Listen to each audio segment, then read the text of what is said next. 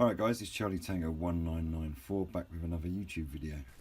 Log into any trucking forum and you'll usually see a number of questions from new truck drivers regarding a specific piece of equipment, the CB radio.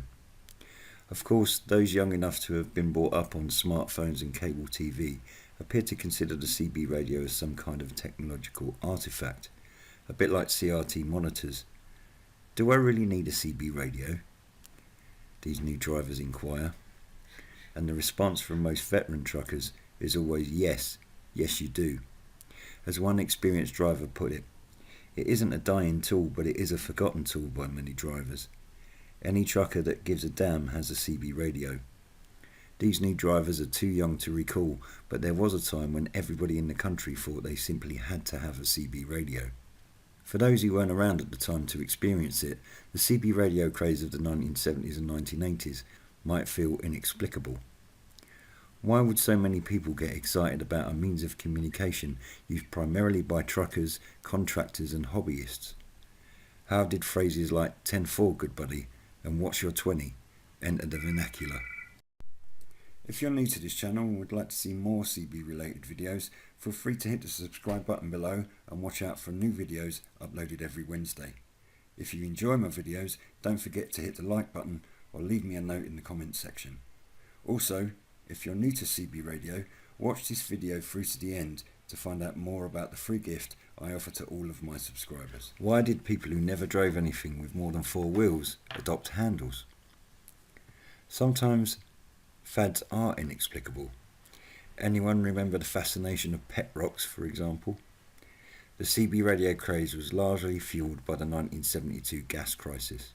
The federal government imposed a national speed limit of 55 miles an hour, causing frustrated truckers and other drivers to turn to their CB radios to trade information about cheap gas and speed traps. Once the Federal Communications Commission dropped its license requirement, it became a cheap way for non-truckers to join this exotic culture. CB radio was only one part of the public's fascination with trucking. C.W. McCall's Convoy hit #1 on the pop and country charts in 1975.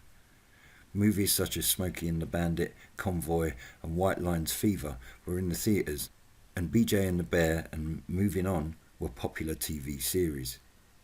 People installed CB radios in their wood-panelled station wagons, and stay-at-home mums and grandmothers monitored their base stations.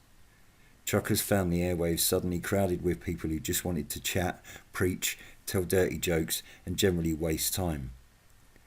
Genuine truckers who used CB radio for their intended purposes were baffled by the craze and frustrated by the suddenly crowded airwaves. In hindsight, CB radios were simply the forerunner to social media. On Channel 19, people could adopt new identities, connect with friends and strangers, debate and share whatever information they wanted to pass on.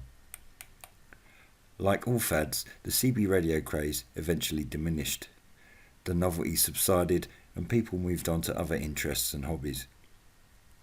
The days of drivers needing to rely on their CB radios to communicate are long gone.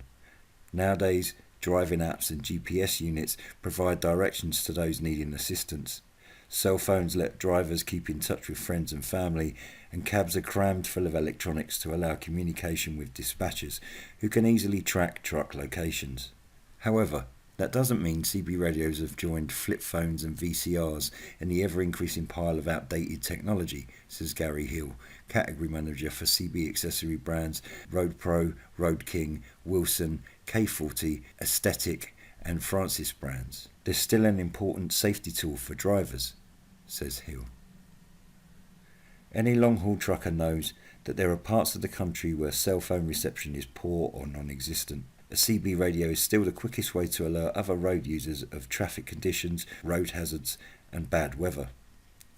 CB radio also lets drivers alert each other if they spot something wrong on a truck they pass, and some terminals still insist on communicating with truckers through CB radio. Truckers no longer have to rely on it to do everything, but nothing else does exactly what it does, Hill said, adding that, unlike cell phones, CB radios don't come with monthly bills. While truckers might keep the volume down to avoid radio rambos looking for arguments and people talking to hear themselves talk, they still rely on the CB radio, and they still provide a useful tool to their owners.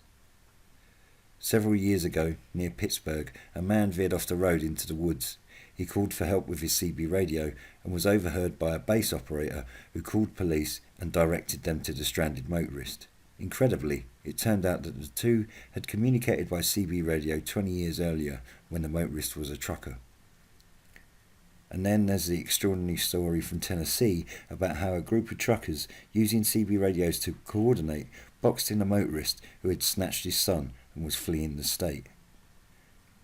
While the public is unlikely to ever go through another CB radio craze, truckers are likely to continue to use it the way that they were intended to be used. Hope you enjoyed watching this video, and as a thank you to you, particularly if you're new to CB radio or returning to it after many years, I've put together a free information series called The Beginner's Guide to CB Radio, which I'm sharing with all of my subscribers. To find out more, click the link in the top right corner now.